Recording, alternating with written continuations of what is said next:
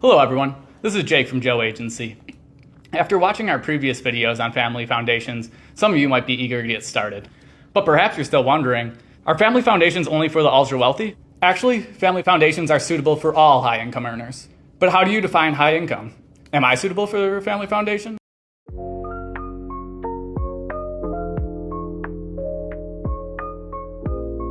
Let's start with the conclusion. Basically, anybody in the US over the age of 18 can start a family foundation. Think about it. A charitable organization established in the US, set up to give back to the community, why would the IRS say no? In fact, even foreigners can set up a family foundation in the US. The US welcomes you to donate your money here. That said, just because you can doesn't mean you should. Let's go back to something I talked about before. A family foundation is a charity. Money in it does not belong to you anymore. So if seeing money in the charity's account instead of yours will cause you sleepless nights, maybe a family foundation is not for you. It's okay. Plenty of people will go on paying just a little bit extra tax. But if you're serious about doing more for the world, a family foundation may be a correct choice for you. This has nothing to do with just tax savings. This has to do with giving back to the community. Now, in reality, a lot of people do start family foundations to save tax. Today, I want to focus on exactly when it makes sense to start a family foundation purely from a tax perspective. Who is a good fit to start a family foundation? To explain that, I need to give you a quick breakdown of how taxes work in the US. Taxes are progressive. The more you earn, the more you pay. For example, if your household income is under $100,000, your marginal tax rate is about 12%. In other words, your income goes from $70,000 to $80,000. You'll pay about $1,200 more in taxes on that extra $10,000. Honestly, the extra tax is not too bad, right? Spending time and energy to reduce your income by $10,000 just to save $1,200 doesn't seem worth it. But what happens when your income jumps from $100,000 to $400,000? Now your marginal tax rate shoots up to 22 to 24%.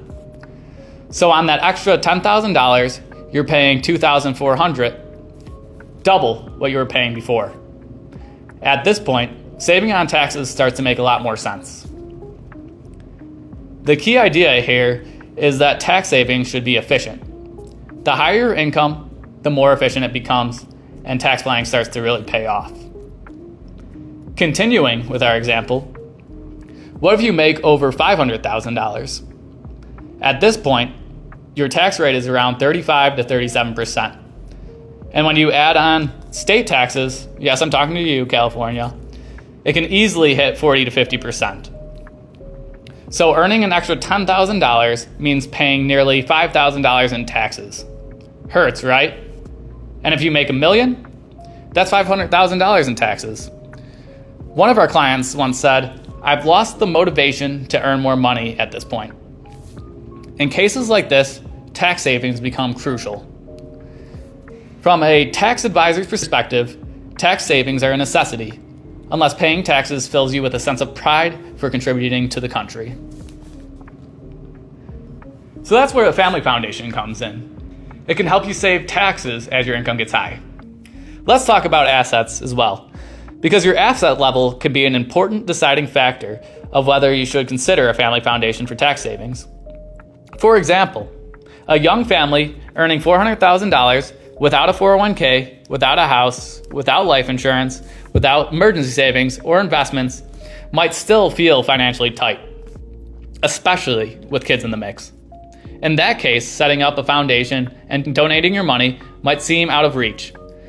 But if someone is nearing retirement with $400,000 in stable income and everything else is already taken care of, a family foundation could be a great way to play with the IRS, so to speak.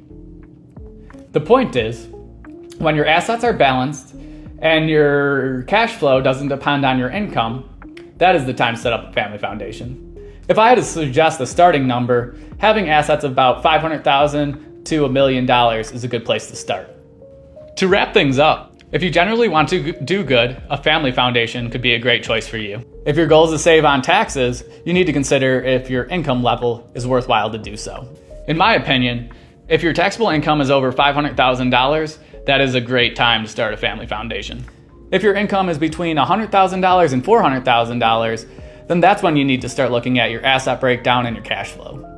Family foundations are not a one-size-fits-all solution and can definitely be tailored to your specific situation.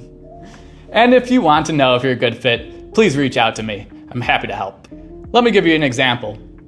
One of our clients set up a family foundation and made their college-age daughter the president of the foundation. She did a lot of charity work, was able to talk about it on her college resumes and her job applications, and she got a sense of pride and joy of doing this. As well as the parents save taxes, which is the real kicker there. Of course, tax savings are important, but it should not be the only reason that you start a family foundation. You won't be happy with the process. I wish you all the best of luck, and once you start earning that $1 million, come talk to me. Thank you.